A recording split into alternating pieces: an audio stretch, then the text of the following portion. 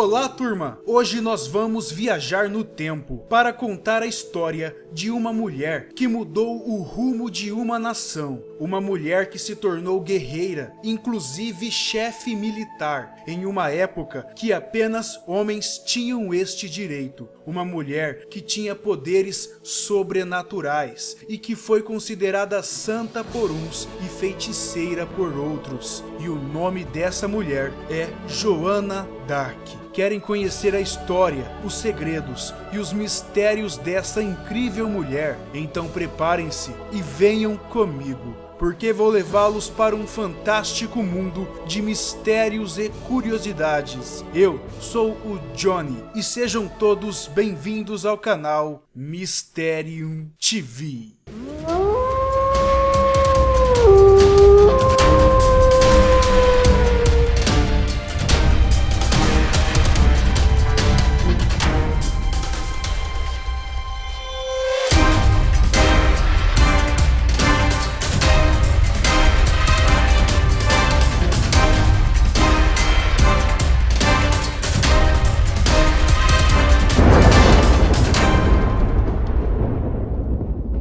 Episódio de hoje, Joana d'Arc, guerreira, santa e feiticeira. Nossa história começa no dia 6 de janeiro de 1412, em Lorena, na França, em uma pequena vila, onde nasce um bebê, cujo nome nunca será esquecido. Seu nome é Joana d'Arc. Turma, a Joana era a filha caçula de Jacques d'Arc e Isabelle Romé, camponeses humildes, modestos e analfabetos. Quando criança, ela divertia-se normalmente, brincava, mas tinha responsabilidade sobre outros afazeres. Ela tomava conta do rebanho de carneiros, costurava e ainda cuidava dos serviços domésticos de sua casa. E ainda na infância, ela presenciou o assassinato de membros de sua própria família por soldados ingleses que invadiram a vila que morava. Além disso, ela sempre esteve pronta para socorrer os necessitados, e seu conhecimento era o das realidades espirituais, pois da esfera intelectual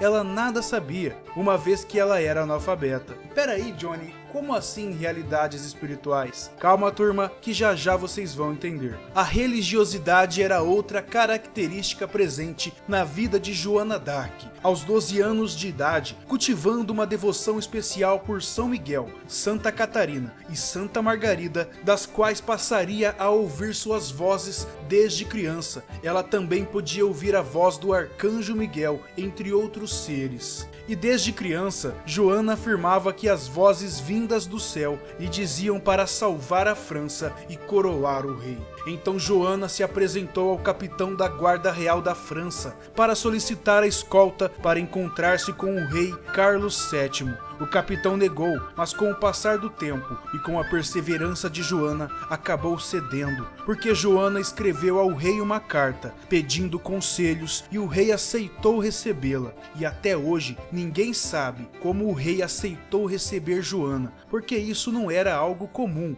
entenderam, turma? Dessa maneira, Joana d'Arc partiu para a corte no dia 13 de fevereiro de 1429 e chegou ao castelo de Chinon, residência do rei Carlos VII, filho de Carlos VI. Uma curiosidade é que a Inglaterra não reconhecia a legitimidade do governo de Carlos VII. E no dia 23 de fevereiro, Joana contou todas as visões que teve ao rei. E o rei Carlos VII recebeu Joana, que até então havia cortado seus cabelos bem curtos e vestia-se feito um homem, mas o rei somente acreditou em Joana quando ela falou sobre os vários pedidos que ele fizera a Deus, enquanto rezava solitário na igreja. Joana tinha muitos poderes paranormais, mágicos, santos, interpretem como quiserem, mas para ela esse dom era divino. E após ser testada por teólogos, Joana d'Arc recebeu do rei uma espada, um estandarte e o comando geral dos exércitos franceses, com 5.000 homens. Sim, turma, de uma hora para outra, a simples Joana recebe o comando geral do exército francês, que possuía 5.000 homens.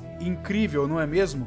Joana queria atacar a região de Orleans, sob o comando dos ingleses. Por isso, enviou um aviso a eles, que dizia o seguinte: a vós ingleses, que não tendes nenhum direito neste reino da França. O rei dos céus vos ordena e manda por mim, Joana, a donzela, que deixeis vossa fortaleza e retorne para vosso país. Caso contrário, farei grande barulho. A guerreira Joana d'Arc e a tropa francesa, mobilizada pelo rei Carlos VII, conseguiram empreender várias vitórias em diversas batalhas. A disputa ficou conhecida como a Guerra dos 100 Anos, que durou de 1337 a 1453, da qual a França saiu vitoriosa, conseguindo expulsar os ingleses, principalmente do norte da França. E após a expulsão dos britânicos, os nobres franceses, representados pelo rei Carlos VII, temerosos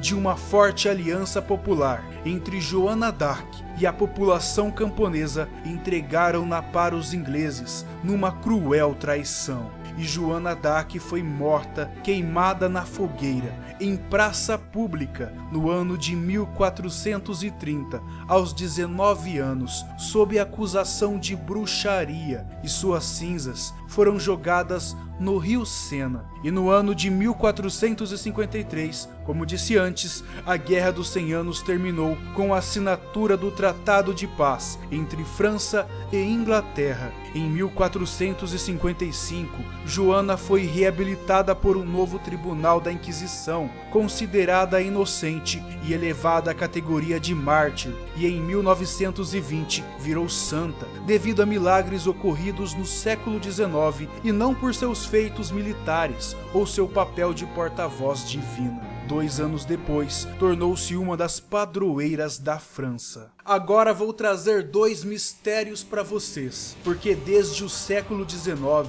2 correntes, banidas pela historiografia oficial, tentam dar sentido ao mito de Joana d'Arc, os bastardistas e os sobrevivistas. Para os bastardistas, Joana seria a filha da rainha Isabela com o cunhado, o duque Luís de Orleans, notório amante da monarca, e o rei Carlos IV tinha ataques de loucura de tal magnitude que ele era proibido de dividir o mesmo quarto com a rainha, que vivia em um palácio próprio em Paris. O duque de Orleans era tido como o pai do último dos 12 filhos de Isabela, Felipe, que teria nascido morto. Para os bastardistas, a suposta morte do bebê seria um artifício para encobrir o escândalo e a criança teria sido entregue a vassalos para ser criada longe da corte. O bebê seria Joana d'Arc. A teoria ajuda a explicar a ascendência dela sobre os cavaleiros e o fato dela ser recebida pelo futuro rei da França, algo improvável, mesmo que a donzela evocasse sua missão divina. A origem nobre explicaria o episódio de uma maneira bem mais terrena e contextualizada. Para os bastardistas, a primeira cidade libertada por Joana e seus homens foi Orleans, terra de seu suposto pai,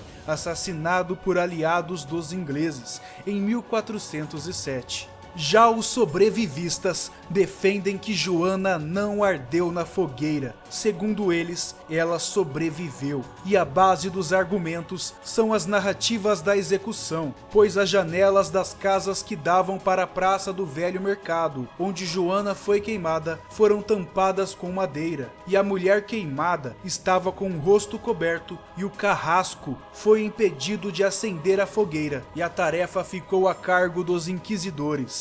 Também havia ordens expressas para que o corpo calcinado fosse queimado novamente e as cinzas jogadas no rio Sena. Se Joana tivesse mesmo sangue real, faz sentido imaginar que outra pessoa pegou fogo em seu lugar? Parece que sim. Na opinião dos sobrevivistas, foi isso que aconteceu. Bem, turma, todos esses segredos e mistérios fazem de Joana d'Arc uma mulher inesquecível. E eu tenho uma pergunta curiosa para fazer a vocês. Será que Joana d'Arc tinha mesmo poderes sobrenaturais, ou tudo isso não passava de mentira ou de insanidade da parte dela, e ela era mesmo uma santa ou uma feiticeira, uma bruxa? Poste suas opiniões aqui embaixo nos comentários. Turma, este é o último vídeo de 2016. Eu desejo um feliz ano novo a todos vocês.